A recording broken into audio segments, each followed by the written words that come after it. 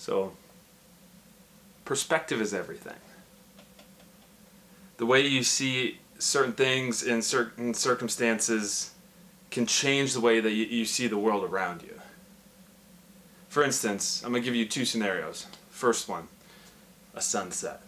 Okay. I want you to picture this, that you're with your boyfriend, your girlfriend, whatever. You just had a wonderful day. You hung out, you went on a hike. The end of the day's coming and there's this just beautiful sunset. You're looking over the ridge and you just see this beautiful sunset going down. And from that point forward, it's like nostalgia. Anytime you think of sunsets or you see a sunset, it's just a nice reminder of that time. It's a nice reminder of like the good old days when you were up on that mountain and there's just such a beautiful sunset. Scenario 2 is that you're someone else who sees that exact same sunset, except for you just lost a loved one. That person, they just lost their loved one. They see that sunset instead of this nostalgic, like, oh wow, it's so great. It might bring up some other feelings. They could see another sunset and it might remind them of that person they lost. Could create maybe some anxiety. It could just cause anger, sadness. So those are two very different scenarios, but with one thing in common, and that's the sun. But the sun's just the sun. It's still just a giant ball of flaming gas far away in space. The sun's just the sun. But perspective of it and how you see it is everything. So I hate country music. For those of you that know me, you know I cannot stand it. It's gotten better over the years. Like I can slightly stand if someone turns a song on or if I hear a song in a store. But for years, even hearing a country song, it would make me like literally feel sick. It would make me feel so like weird and gross anytime I would hear it. And the reason for that is because it brings me back to some pretty dark memories from my childhood. It reminds me of things I don't want to remember. On the other hand, though, I know people that love country music. It's their favorite. They listen to it all day, every day. It reminds them of old dirt roads and good times with friends, whatever. But some people love country music. The point is country music is still just that. But it's the way you perceive it that makes a difference. Today, as we get back into Haggai, we're going to see how important perspective is and how important it is with our relationship with God. So if you've tuned in the last couple weeks or you have been a part of youth group for any amount of time in the last few months, you know what we've been talking about, but I'm still going to recap. And before we do that, I'm going to go ahead and pray so we can dive into the Word. All right, dear God, thank you for another week. Thank you for the breath in our lungs. Thank you for the ability we have to do what we do. God, even in hardships, even in hard times, you are still there. You are still good. And I pray today as we talk about our perspective, Lord, that you would just open our eyes to our true perspective of who you are. So love you and praise you in Jesus' name. Amen. Okay, Haggai. So real quick recap. I don't want to bore you all with the details if you've been paying attention for the last few months. But this book of Haggai takes place after God's people return to Jerusalem. There was people, the people in Jerusalem were exiled to Babylon. The temple was destroyed, Jerusalem was destroyed, they were exiled, put into slavery in Babylon. Then the Persian king came in, took Babylon out, and sent the people from Jerusalem home. And as soon as they get home, instead of worrying about their relationship with God, instead of worrying about the temple that was destroyed, they just started doing their own thing, building their own houses, not thinking about God and their relationship with Him. So God brings in Haggai. He brings in this prophet. And this prophet goes and tells the people, hey, look around you. Don't you see these crazy things happening around you? And it was God's gentle reminder, as we've talked about already. It was God's gentle reminder to show the people, hey, like, focus on me. Pay attention to me. I'm the one that's the most important. You should not be trying to focus on yourselves, focus on me. And so that's exactly what they did. Haggai called them out, and the people went, whoa, okay, God, we see it. We're sorry. We're sorry. And then it shows, like, as the people said, oh, yeah, God, we understand. God then says, I will be with you. And then it brought us to our passages from last week. And the Lord stirred up the spirit of Zerubbabel, son of Shealtiel, governor of Judah, and the spirit of Joshua, the son of Jehozadak, the high priest, and the spirit of all the remnant of the people. And they came and worked on the house of the Lord of hosts of their God on the 24th day of the month in the 6th month in the 2nd year of Darius the king. So this is what we were talking about last week, right? We're talking about God saying he's with them and then stirring up their spirits, right? He's pushing them, he's driving them, he's helping them to get this work done for his glory and for the building of the kingdom. And we talked about what that looks like here and now, right? About the building of the kingdom. Being close to God, trying to be as close to him as possible, listening to him, praying, like just being with him, so that we can understand the direction we need to go for the sake of the kingdom and building that kingdom, right? So that's what we've talked about so far. Now we're going to dive into our passage for today. So make sure to grab your Bible and open up to Haggai 2. And we're going to read 1 through 4.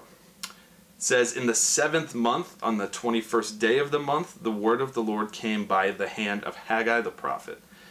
Speak now to Zerubbabel, the son of Shealtiel, governor of Judah, to Joshua, the son of Jehozadak, the high priest, and to all the remnant of the people, and say, who is left among you who saw this house in its former glory? How do you see it now? Is it not as nothing in your eyes? Yet now be strong, O Zerubbabel, declares the Lord. Be strong, O Joshua, son of Jehozadak, the high priest. Be strong, all you people of the land, declares the Lord. Work, for I am with you, declares the Lord of hosts. So this is cool, right? We just talked about the whole story up to this point. And then this is talking about the people that saw the temple in its former glory. The elders of the people that saw the temple in its former glory. And now they're seeing the structure go up, like they're all hyped up, they're ready to go. They're like, yeah, God, we're going to do this. And then they start building it and they're seeing it and they're like, oh, wow. This is not the temple that once was here. This is not the temple that once was here. It wasn't as glorious as the first one. In fact, it was just a shell of the temple it used to be. And God asks the question, is it not as nothing in your eyes? This is really interesting. God's pointing out the way the people are seeing the temple now. They're disappointed.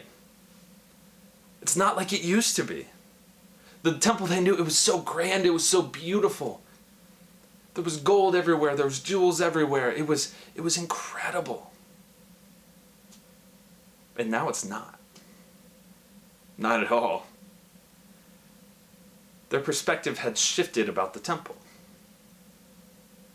They had these nostalgic memories of the former temple, what it was, how amazing it was. And now they see this new one and it makes them sad. They wanted it to be exactly how it used to be. But the thing is it never would be. And in their eyes, there's no way that it could be replicated. There's no way that it could be replicated. It was all about their perspective, though. As they had so many times in the past, they were missing the point of it all. They were so focused on the past and tradition that they missed what was happening before their eyes. They missed the fact that it wasn't about the building and how grand and glorious it was. It was about their relationship with God. It was about their desire to honor and serve Him, and they missed that this was a foreshadowing of the coming Messiah, who wouldn't be living in a palace. This Messiah who wouldn't be clothed in royal garments. He wouldn't be falling in line with the rituals and the traditions the first temple represented. This Messiah that would come be born in a manger, live the life of a servant, go through the death of a criminal, even though he had done nothing, all to be raised again for the sake of us. Living the perfect life, dying on that cross, and rising again for our sake. This is the Messiah that's being foreshadowed here. Not the royalty that the Jews thought was coming their direction. Not this king on a wild stallion coming in, running through the streets, sword in his hand.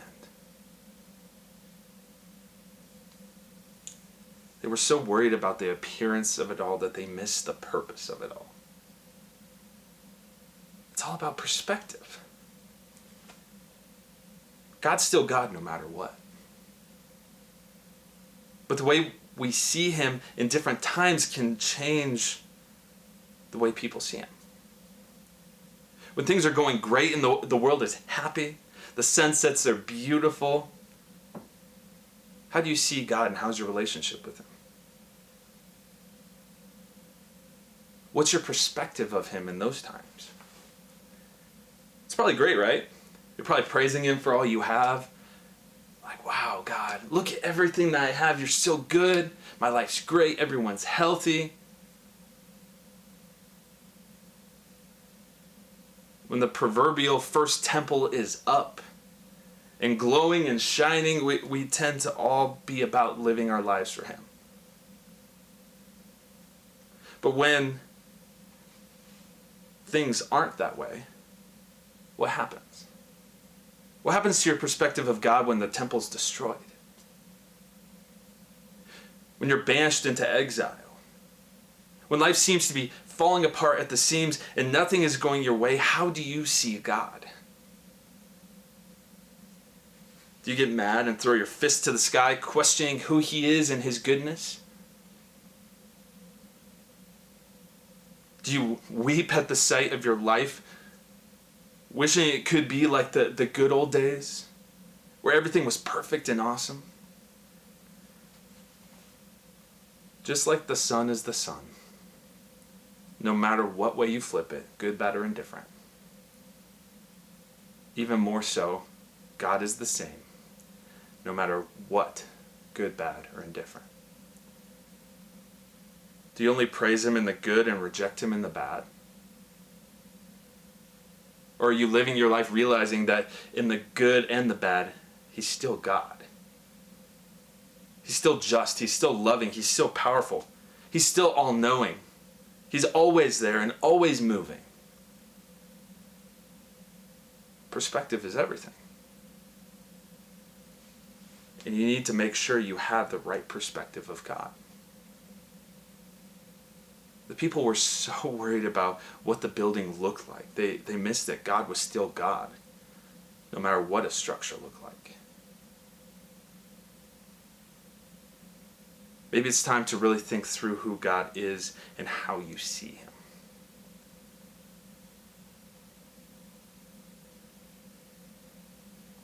In your mind, is he always the same? Or does he change with the ups and downs of life?